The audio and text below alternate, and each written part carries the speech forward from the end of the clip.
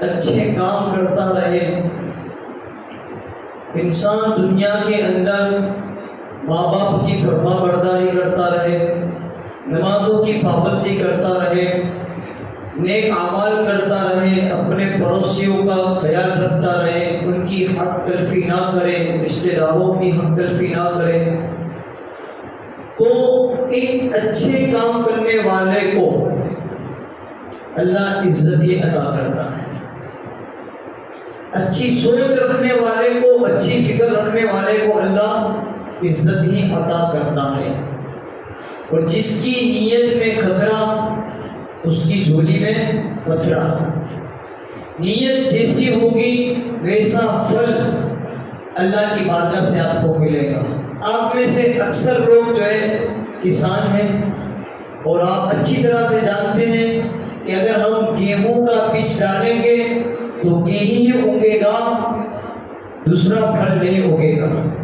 اگر ہم کانٹا بوئیں گے اور پھر ہم کہیں کہ یہ اچھا اور خوبصورت پھل نکلے، تو زمین پھر جو ہے خوبصورت پھل نہیں نکالے گی، کانٹے کا درخت ہی پیدا کرے گی۔ اگر ہم آم کا پھل اگائیں گے تو آم کا پھل ہی جو ہے وہ پیدا ہوگا۔ تو یہ سب ہماری نیت کے اوپر ڈیپینڈ ہے کہ ہمیں کیا کرنا ہے۔ اچھا کام کریں گے اللہ عزت دے گا، اور غلط سوچ رکھ کر، غلط نیتیں دل میں رکھ کر اگر غلط کام کریں گے اللہ پھر ذلت ہی دے گا۔ اور اگر اس کاموں کا تعلق دنیا سے ہوتا ہے، ٹھیک ہے، اور کچھ کاموں کا تعلق دین سے بھی ہوتا ہے، تو اگر اچھے کام آپ دین کے اندر رہ کر کر رہے ہیں، دین کے تعلق سے کر رہے ہیں، نیکی کی دعوت دے رہے ہیں، لوگوں کو آپ جو ہے نماز کے متعلق سمجھا رہے ہیں، لوگوں کو اچھی باتیں بتا رہے ہیں، تو اس بندے کو اللہ دنیا میں بھی عزت دے گا اور آخرت میں بھی عزت عطا کرے گا۔ اور اگر کوئی دین کا نقصان کر رہا ہے، مسلمان ہے، خود شراب پی رہا ہے، دوسروں کو بھی شراب پلا رہا ہے، خود جوا کھیل رہا ہے لیکن دوسروں کو بھی بگاڑ رہا ہے، تو اس شخص کی دنیا بھی برباد ہو جاتی ہے اور آخرت بھی برباد ہو جاتی ہے۔ تو وَتُعِزُّ مَن تَشَاءُ وَتُذِلُّ مَن تَشَاءُ، اللہ جسے چاہتا ہے عزت دیتا ہے، اللہ جسے چاہتا ہے ذلت دیتا ہے۔ یزید ملعون نے اپنے آپ کو عزت والا کہا، عزت پانے کے لیے، دولت پانے کے لیے دنیا کے اندر اتنا اندھا ہو چکا کہ اس نے یہ خیال بھی نہیں کیا کہ جو میں یہ کر رہا ہوں یہ شریعت مقررہ کا بھی خلاف ہے اور اللہ اور رسول کی سخت سے سخت ناراضگی کا سبب ہے۔ بہرحال جب ان قیدیوں کو انہوں نے قید خانے کے اندر رکھا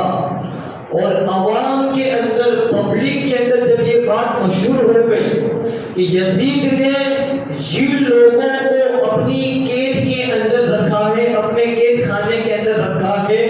وہ کوئی باغی نہیں ہے، وہ کوئی چور و ڈاکو نہیں ہے، بلکہ وہ نبی کا گھرانہ۔ جب لوگوں کو پتا چلا تو پھر یزید کے اوپر پبلک کی طرف سے پریشر بنا اور اس نے مجبور ہو کر، وہ چاہتا نہیں تھا لیکن مجبور ہو کر دنیا والوں کا پریشر اس کے اوپر ہوا، ورنہ وہ تو اتنا خوش تھا کہ امام حسین کے سر کے سامنے شراب پیتا تھا اور یہ کہتا تھا کہ کاش آج اگر میرے باپ دادا زندہ ہوتے تو وہ کتنا خوش ہوتے کہ میں نے ان کا جو ہے بدلہ لے لیا ہے۔ جنگ بدر کے اندر جو لوگ جہنم کے اندر گئے، جن کو قتل کیا دشمن رسولوں کو، دشمن اسلام کو، یزید ان کو یاد کر کر خوش ہو رہا تھا کہ کاش اگر آج میرے باپ دادا زندہ ہوتے اور وہ دیکھتے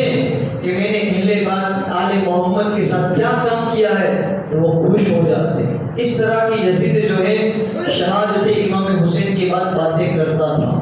لیکن جب پبلک کا پریشر ہوا، ابن زیاد اور شیور وغیرہ نے اس سے بتایا کہ جتنا بھی ہو سکے جلدی سے جلدی ان لٹے ہوئے قافلے کو، ان قیدیوں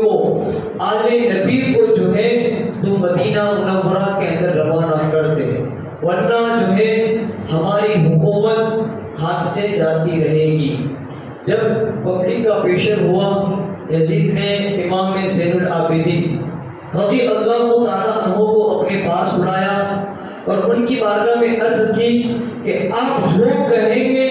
میں وہ کرنے کے لیے تیار ہوں۔ امام زین العابدین رضی اللہ تعالیٰ عنہ نے فرمایا کہ مجھے تجھ سے یہ امید تو نہیں ہے، لیکن اگر تو کچھ کرنا چاہتا ہے تو جن لوگوں نے میرے باپ کو شہید کیا ہے، اہل بیت عظام کو شہید کیا ہے، وہ قاتلوں کو میرے حوالے کر دے۔ دوسری میری یہ بات ہے کہ جتنے بھی شہداء کے سر تیرے قبضے کے اندر ہیں، حضرت علی اکبر، حضرت علی اصغر، عباس بردار، جتنے بھی شہید جو کربلا کے اندر ہوئے اور ان کے سر تیرے قبضے میں ہیں، ان کے سر کو جو ہے تو میرے حوالے کر دے۔ اور کل جمعہ ہے تو کل کا خطبہ جو ہے وہ تو مجھے پڑھنے دینا۔ یزید نے امام زین العابدین رضی اللہ تعالیٰ عنہ کی دو باتوں کو ایکسپٹ کیا، آپ کی دو باتوں کو قبول کیا، یعنی جو سر امام حسین اور دوسرے شہداء کے جو سر تھے وہ آپ کو دے دیے گئے، اور آپ کو جو جہاں مطلب آپ کو جانا تھا وہاں پر آپ کو جانے بھی دیا، لیکن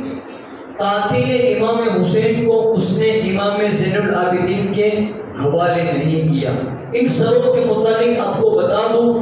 کہ ان سر کا کیا ہوا۔ ان سر کے متعلق تین روایتیں ملتی ہیں۔ امام حسین رضی اللہ تعالیٰ عنہ کے سر کے مطابق تین روایتیں ملتی ہیں۔ پہلی روایت یہ ہے کہ دمشق کے اندر ہی امام حسین اور دوسرے لوگوں کو جو ہے شہید ہوئے تھے، ان کے سروں کو وہیں پر دفن کر دیا۔ دوسری روایت یہ کہتی ہے کہ حضرت نعمان بن بشیر جو کوفہ کے گورنر تھے،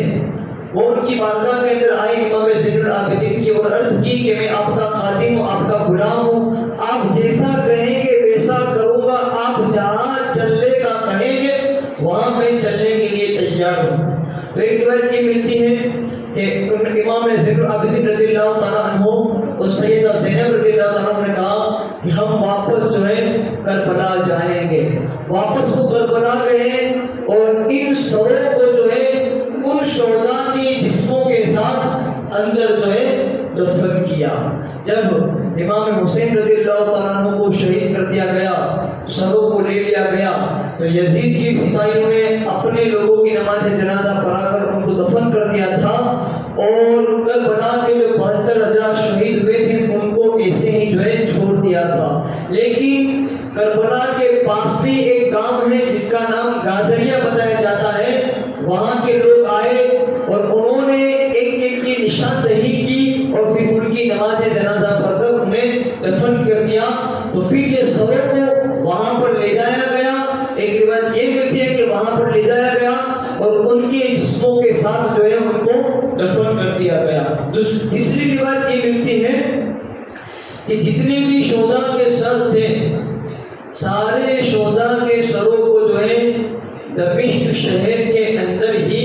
دفن کر دیا گیا،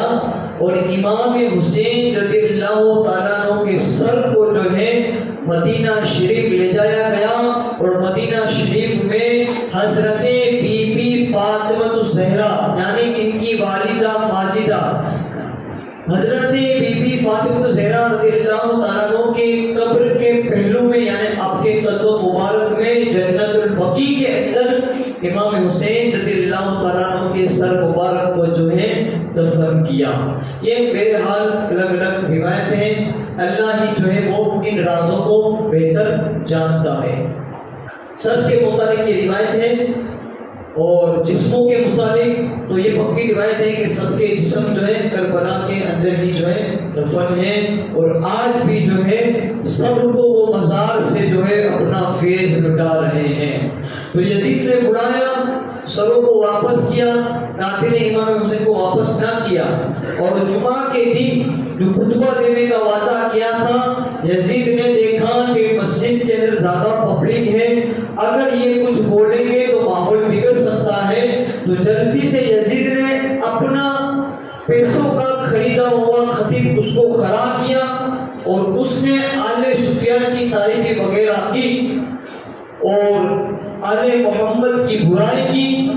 امام زین العابدین رضی اللہ تعالیٰ عنہ سے برداشت نہ ہوا تو آپ مسجد کے اندر ہی بول پڑے اور آپ نے اس خطیب سے کہا تو جو کچھ بھی کہہ رہا ہے یہ غلط ہے۔ پھر آپ نے امام زین العابدین رضی اللہ تعالیٰ عنہ کے متعلق یہ بھی آتا ہے کہ جب دربار میں لائے گئے تھے تو ڈھول اور تاشے بج رہے تھے،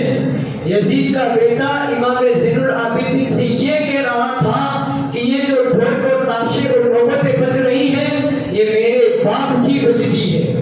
یزید کے بیٹے نے امام زین العابدین سے یہ کہا، اس نے یہ کہا کہ تھوڑی دیر کے بعد اذان ہوئی، امام زین العابدین رضی اللہ تعالیٰ عنہ نے کہا کہ یہ جو اذان ہو رہی ہے یہ میرے باپ دادا کی نوبت بج رہی ہے، اور یہ جو نوبت ہے تیری، یہ نوبت تیری حکومت تک ہی ختم ہو جائے گی، لیکن میرے باپ دادا کی جو نوبت اذان ہے قیامت تک یہ بجتی رہے گی۔ اور پھر آپ نے اس مسجد کے اندر خطبہ دیا۔ آپ کے خطبے کو سن کر کافی لوگ جو ہے رو پڑے۔ مسجد کے اندر ہی شہر دمشق کی جو جامع مسجد تھی اسی کے اندر آپ نے خطبہ دیا۔ آپ کی گفتگو کے اندر، آپ کے لہجے کے اندر یہ باتیں محسوس ہو رہی تھی، لوگ یہ یاد کر رہے تھے۔ لوگوں نے جب یہ سنا ان کے اوپر ایسا ظلم ہوا ہے تو یزید گھبرایا کہ کہیں جو ہے ماحول بگڑ نہ جائے، کہیں لوگ مجھے قتل نہ کر ڈالے۔ روایتوں کے اندر آتا ہے کہ یزید جو ہے وہاں سے بھاگ گیا، نماز بھی نہیں پڑھی، اور دوسری روایت یہ ملتی ہے کہ اس نے جلدی سے جو ہے ایک شخص کو اشارہ کیا اور کہا کہ جلدی سے تو جو ہے خطبے کی اذان شروع کر دے۔ جب یزید کے اشارے کرنے پر شخص نے اذان دینی شروع کر دی تو اذان کے اندر اشہد ان محمد رسول اللہ جب اس نے پڑھا، اشہد ان محمد رسول اللہ جب اس نے پڑھا، خطبے کی جو اذان دیتے ہیں جمعہ کے اندر ہمارے یہاں بھی وہ اذان ہوتی ہے، تو امام زین العابدین رضی اللہ تعالیٰ نے کہا اللہ تجھ پر رحم فرمائے، خاموش ہو جا۔ تھوڑی دیر وہ اذان دینے والا خاموش ہوا۔ پھر آپ نے یزید سے فرمایا اے یزید ذرا یہ بتا یہ اذان کے اندر جن کا نام بولا جا رہا ہے وہ تیرے دادا ہیں یا میرے دادا ہیں؟ یزید نے کہا بے شک آپ کے دادا ہیں۔ یہ خطبوں کے اندر جن کا نام بولا جا رہا ہے یہ تیرے دادا ہیں یا میرے دادا ہیں؟ یزید نے کہا یہ آپ کے دادا ہے۔ یہ نمازوں کے اندر جن کی ذاتوں کے اوپر درود و سلام پڑھا جاتا ہے، درود ابراہیم کی شکل کے اندر جن کی ذات کے اوپر، جن کی آل کے اوپر درود پڑھا جاتا ہے، بتا وہ آل محمد ہم ہے یا تو ہے؟ اگر تو یہ کہے کہ آل محمد ہم ہے تو اے یزید تو سچا ہے، اور اگر تو یہ کہے کہ آل محمد میں سے ہم نہیں ہے اے یزید تو جھوٹا ہے۔ یزید نے کہا آل محمد میں سے آپ ہی رہو گے۔ امام زین العابدین رضی اللہ تعالیٰ نے کہا کہ جب تو یہ جانتا ہے کہ آل محمد میں سے ہم ہیں پھر تو نے ہم لوگوں کو کیوں قتل کیا، پھر تو نے آل محمد کو کیوں قتل کیا؟ بہرحال نعمان بن بشیر رضی اللہ تعالیٰ عنہ کے ساتھ پھر یزید جو ہے ان کو روانہ کرتا ہے کہ پورے قافلے کو، یہ پورا قافلہ لوٹا ہوا جب ان کی نظر گنبد خضرا پر پڑتی ہے تو پھر جو ان کے ساتھ کربلا کے میدان کے اندر ہوتا ہے یہ بیان کرنے سے باہر ہمارے زبانوں کے اندر اتنی طاقت نہیں ہے کہ ہم وہ بتا دیں کہ گنبد خضرا کو دیکھ کر آج ادھر ایک گنہگار جاتا ہے تو اپنے گناہوں کو یاد کر کر سرکار کی بارگاہ کے اندر عرض کرتا ہے یا رسول اللہ دنیا کا بہت بڑا گنہگار ہوں، دنیا کا ستایا ہوا ہوں، دنیا کا دکھی ہوں، حضور مجھ پر کرم فرما دیجئے، قیامت میں اپنی شفاعت نصیب فرمائیے اور جنت میں اپنے ساتھ لے جائیے گا۔ آج کا گنہگار جاتا ہے تو رو رو کر اپنی ساری فریادوں کو، اپنی ساری امیدوں کو، اپنی ساری تمنا کو جو ہے گنبد خضرا میں آرام فرمانے والے آقا کی بارگاہ کے اندر عرض کرتا ہے۔ تو ذرا یہ سوچو کہ جب وہ لٹا ہوا قافلہ مدینہ شریف کے اندر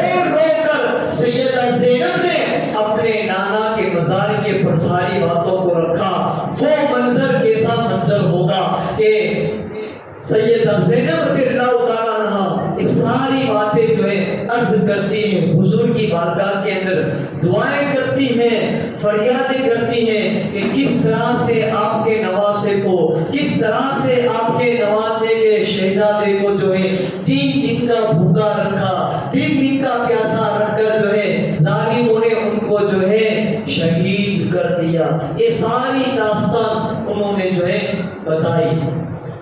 اس کے بعد تقریباً 6 سال کے بعد کوفہ کے اندر مختار نام کا ایک شخص بیدار ہوتا ہے، اور وہ حضرت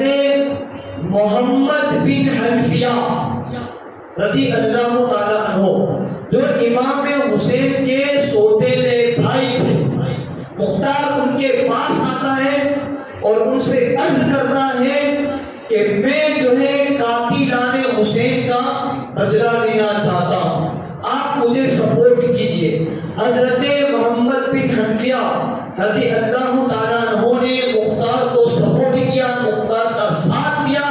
مختار اپنی فوج کو تیار کرتا ہے اور امام زین العابدین رضی اللہ تعالیٰ عنہ کی بارگاہ کے اندر مختار آتا ہے اور عرض کرتا ہے کہ میں قاتلان حسین کا بدلہ لینا چاہتا ہوں، آپ دعا فرما دیجئے۔ جیسا ہی امام زین العابدین رضی اللہ تعالیٰ عنہ نے یہ سنا تو آپ کی آنکھوں سے آنسو جاری ہو گئے، اور آپ نے مختار سے کہا، اے مختار اگر وہ لوگ بھاگ جائیں گے تب تو کیا کرے گا؟ تب مختار نے کہا اگر وہ سانپ کے سوراخوں کے اندر چھپے ہوں گے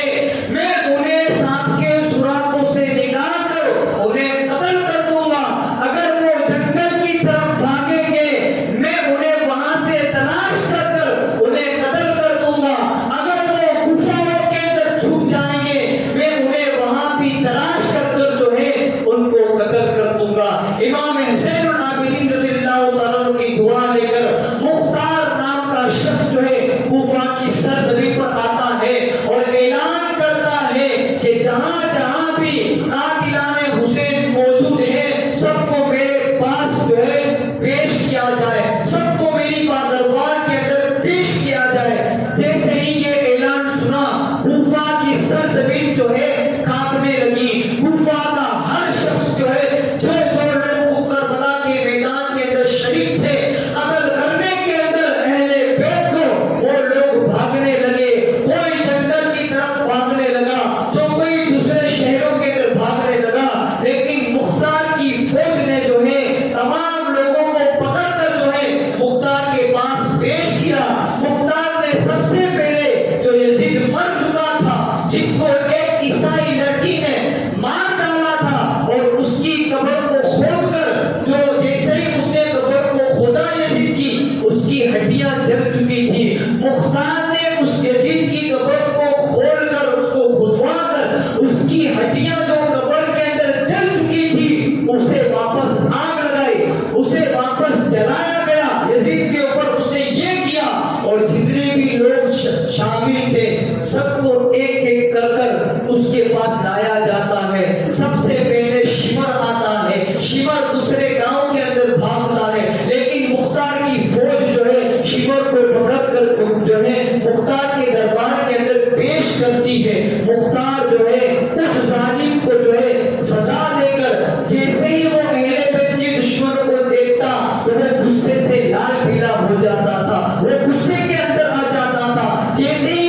کوئی بھی قاتلان حسین اس کے سامنے آتا مختار نے جو ہے انہیں وہ باتیں یاد دلاتا، انہیں وہ یاد دلاتا۔ مختار جیسے ہی شمر کے اوپر تلوار چلانے لگتا ہے، شمر کہتا ہے کہ مجھے تھوڑا سا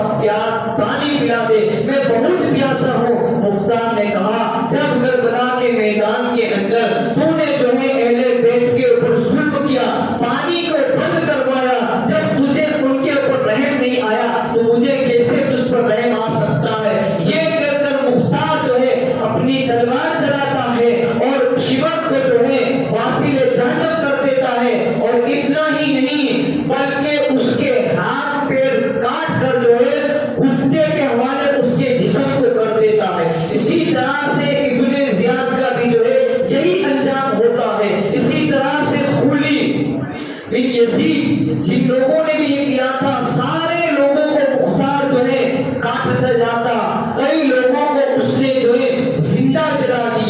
خولی بن یزید کے بارے میں یہ آتا ہے کہ اس کے ہاتھ پیٹ کاٹ کر مختار نے اسے جلا دیا،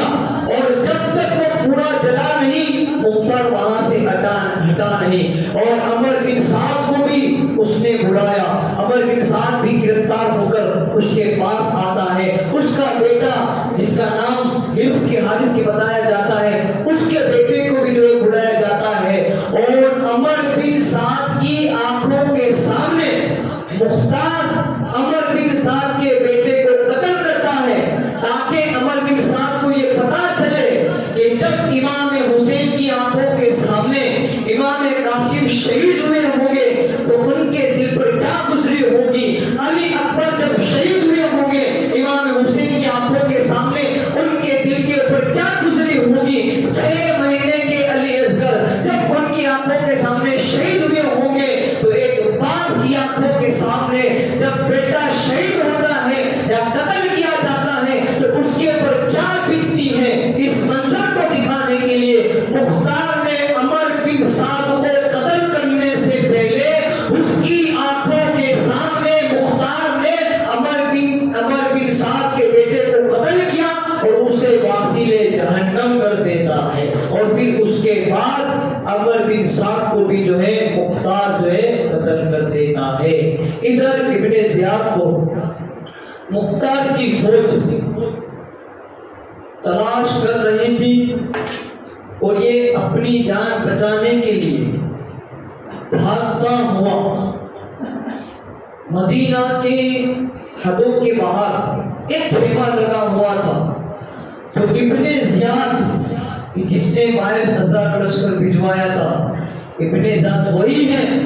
جس نے امام مسلم کو شہید کیا اور ان کے دونوں بچوں کو شہید کروایا تھا، یہی وہ ابن زیاد ہے۔ جب مختار کی فوج نے اس کا پیچھا کیا تو یہ بھاگتے بھاگتے ایک خیمے کے اندر جاتا ہے، دیکھتا ہے کہ اس خیمے کے اندر ایک چاند سے چہرے والا شخص موجود ہے اور قرآن کی تلاوت کرتا ہے۔ ابن زیاد اس چاند سے چہرے والے شخص سے کہتا ہے کہ میں بڑا پیاسا ہوں، مجھے پانی پیا جائے۔ وہ اہل بیت کے گھرانے والا، وہ میرے نبی کی آل کا شہزادہ، میرے نبی کی آل اسے پانی پلاتی ہے۔ ایک پیالہ دیا ابن زیاد کو، ابن زیاد دوسرا پیالہ مانگتا ہے، میرے نبی کے شہزادے امام حسین کے شہزادے حضرت امام زین العابدین رضی اللہ تعالیٰ عنہ ابن زیاد کے مانگنے پر دوسرے پانی کا پیالہ دیتے ہیں۔ ابن زیاد تیسری مرتبہ پانی کا پیالہ مانگتا ہے، حضرت امام زین العابدین تیسری مرتبہ بھی پانی کا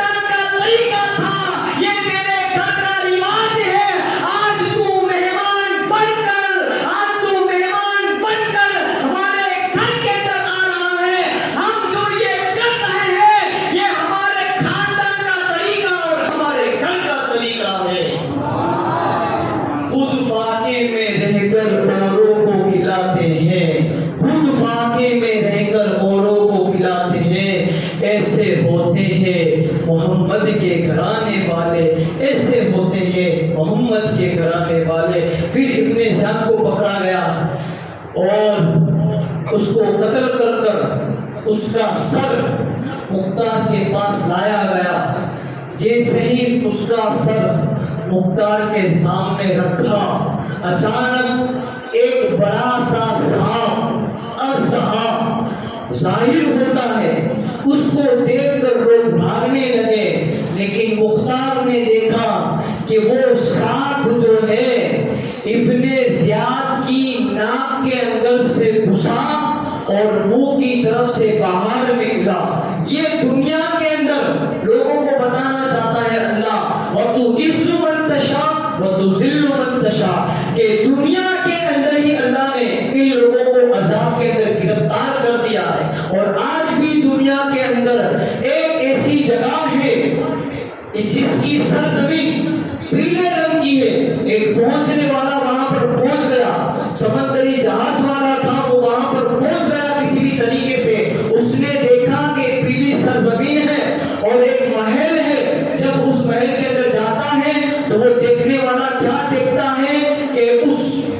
ایک آدمی لٹکا ہوا ہے اور اس کے اوپر آگ جل رہی ہے اور نیچے پانی کا ہوش جو ہے وہ موجود ہے. وہ شخص پانی پلا دو، پانی پلا دو یہ کہہ رہا ہے. جب یہ جہاز والا شخص اسے پانی پلانے کے لیے جاتا ہے تو غیب سے آواز آتی ہے کہ اس کی مدد مت کر، کیونکہ یہ وہ ہے جس نے جو ہے کربلا کے میدان کے اندر نبی کے خاندان کو 3 دن تک بھوکا اور پیاسا رکھ کر جو ہے شہید کر دیا گیا. پھر جب وہ آگے بڑھتا ہے اسی محل کے اندر تو وہ شخص کیا دیکھتا ہے کہ اس محل کے اندر ایک بڑا سا آگ کا کھڈا ہے اور کئی لوگ جو ہیں اس آگ کے اندر جل رہے ہیں. کئی لوگ جو ہیں وہ جل رہے ہیں اور وہ چلا رہے ہیں کہ کوئی ہمیں پانی پلا دو، کوئی ہمارے مدد کرو، کوئی ہمیں آگ سے باہر نکالو. جب یہ شخص مدد کرنے کے لیے آگے بڑھتا ہے تو پھر غیب سے آواز آتی ہے کہ ہم نے تجھے جو ہے پہلے بھی سمجھایا تھا، ان کی مدد مت کر، یہ قاتلان حسین ہے، یہ دشمن اہل بیت ہے، لیکن تو سمجھ نہیں رہا ہے. اب تجھے بھی دنیا کے اندر جو ہے عذاب دیا، اب تجھے بھی جو ہے عذاب دیا جائے گا. اب تیرے اوپر ہے کہ تو دنیا کا عذاب قبول کرتا ہے یا آخرت کا عذاب قبول کرتا ہے. تو اس شخص نے کہا کہ میں دنیا کا عذاب قبول کروں گا. اس نے ان کی مدد کرنی چاہی، ان کو پانی پلانا چاہا، لیکن عذاب ملنے سے پہلے اس نے خدا کی بارگاہ کے اندر پوچھا کہ یہ کون لوگ ہیں اور وہ جو پانی کی ہوش کے اوپر الٹا لٹکا ہوا ہے اور اس کی سر کے اوپر آگ جل رہی ہے، وہ کون ہے؟ تو غیب سے آواز آتی ہے کہ وہ اور کوئی نہیں بلکہ وہ یزید ہے جسے دنیا کے اندر یہ عذاب ہو رہا ہے کہ پانی کے ہوش کے اوپر ہی جو ہے اسے الٹا لٹکایا جا رہا ہے، لیکن پھر بھی وہ جو ہے پانی پی نہیں سکتا. اور دوسرے لوگوں کو جو تم نے دیکھا تو وہ لوگ ہیں جو کربلا میں یزید کے ساتھ تھے. الغرض کہ اس کا ان لوگوں کا یہ انجام دنیا کے اندر آج بھی اس گمسم جگہ کے اوپر وہ موجود ہے اور ان کے اوپر یہ عذاب ہو رہا ہے. یہ دنیا کا عذاب ہے اور آخرت کا عذاب جس کے بارے میں تو ہم بیان ہی نہیں کر سکتے ہیں. پھر کبھی انشاءاللہ جو ہے باتوں کے اوپر گفتگو کی جائے گی. ایک اعلان کو سماپت کریں. بھیکو عثمان حجام کا فرزند، بھیکو بھائی عثمان بھائی حجام کا لڑکا فرحان، یہ 7 مہینے کا بچہ ہے فرحان اور یہ بیمار ہے. آپ تمامی حضرات سے گزارش کی جاتی ہے کہ اللہ تعالیٰ کی بارگاہ کے اندر دعا کریں کہ اللہ تعالیٰ کربلا والوں کے صدقے کے اندر اس بچے کو شفائے کاملہ عطا فرمائے. اور اللہ تعالیٰ سرکار حاجی مغرور شاہ بابا، سرکار سپہ سالار بابا، سرکار غریب شاہ مستان صاحب بابا، سرکار مائی پورنیما اور سرکار سید جعفر مظفر کے صدقے کے اندر اللہ تعالیٰ رحمت اور سلامتی والی بارش کا نزول فرمائے. اور دنیا میں جہاں کہیں بھی مسلمان بیمار ہو اللہ تعالیٰ ان سارے مسلمانوں کو اور خاص کر کے اس فرحان نام کے بچے کو اللہ تعالیٰ شفائے کاملہ عطا فرمائے. واقع دانا والحمدللہ رب العالمین. السلام علیکم ورحمۃ اللہ وبرکاتہ.